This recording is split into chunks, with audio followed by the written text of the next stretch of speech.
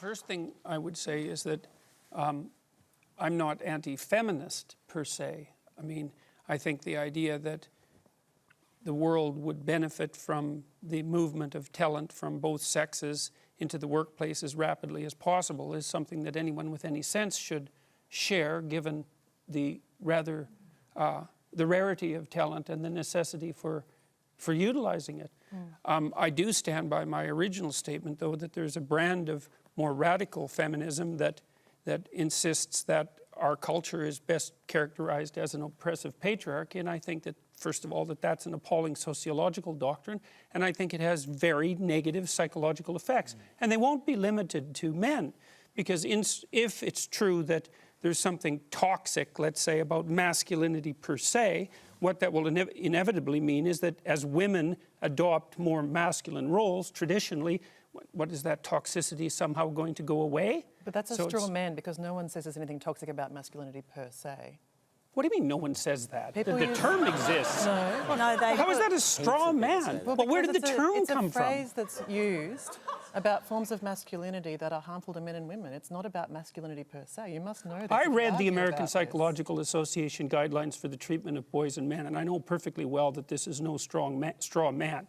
And it's not only devoted towards what you might describe as the more aggressive ends of masculine behavior. It's aimed at masculinity in a much broader range of.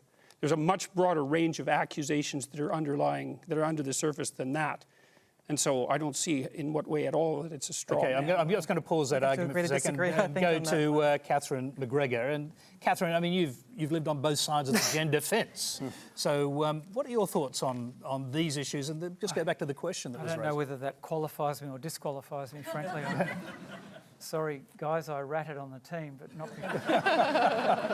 not for any sociological reason. It was intensely personal. I gather we might address that. But look, I'm not entirely out of sympathy with Jordan's critique. I'm the oldest person on this panel, bar you, Tony, and in my lifetime,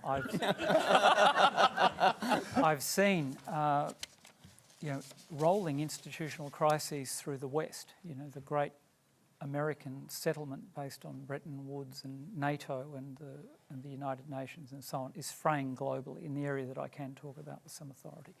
We're seeing a dissolving global order now with the rise of two autocratic totalitarian capitalist states, which is replicating the conditions of the 1930s. And I gather we're not doing the geostrategic stuff, but I think it's very alarming.